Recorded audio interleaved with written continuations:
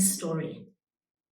I grew up in South Africa with a mom who was widowed at a young age and having to look after 5 children. I knew what it was like to go without. I knew that I was different to the other kids at school because we didn't have money. I consciously vowed that I would never let my children go through some of the embarrassing things that I went through growing up. And subconsciously or consciously, probably both, I made a concerted effort for my children to have a very different life to what I had. I had hand-downs from my brothers. I went to birthday parties without presents, and I knew what it was like to go without. When my kids did come around, years later after I got married and I had my 2 children, I gave them everything, from private schools to very fancy birthday parties, to luxury holidays, to designer clothes, to very expensive everything. And what had happened? I got myself into a lot of debt. I would max out one credit card and use another credit card.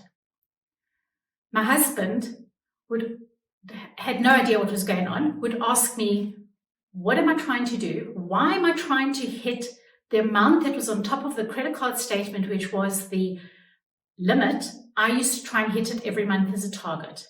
And this used to cause a lot of fights in our home. Some months I would get away with it. Some months I wouldn't get away with it. He got to a stage where he even used to write me letters and say to me, please stop spending, please budget. You've got this much money to spend from what's come in or what we've got over. Please budget. I did not know about budgeting. I did not know about saving. I did not have any education about money growing up. And I had no idea. The money came in and I spent it, and there was none left over.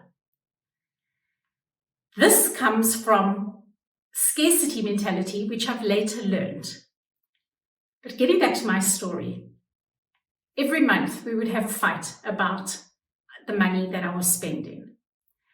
A good friend of mine actually recommended that I go for money coaching. She said to me, if you're sick, you go to a doctor. If you've got a toothache, you go to a dentist. You've got money issues. I said, no, I don't have money issues. We both earn a good salary. You have got money issues, Ilana. Go and see a money coach. I went to go and see a money coach, and literally she went very deep into my past, into my background of how I got to the situation where I was. And there were a lot of very deep, hurtful issues that I had to work through. Going through the money coaching was probably one of the best things I've ever done, because I was able to heal from a lot of wounds from my past. I was able to learn about what scarcity mentality was and how I was still living it. Like when there was money, I would spend all the money to make sure that it was spent. There was none left over, which comes from my story with the coin, which I'll talk about later in the course, where if I didn't use it, I would lose it. And this problems I had taken into my life, and it was really causing a lot of problems. But from the coaching, I was able to heal. I was able to realize that this story did not serve me anymore. The coaching changed my life so much that I realized, first of all, I felt like a new person. I felt like somebody that had been transformed.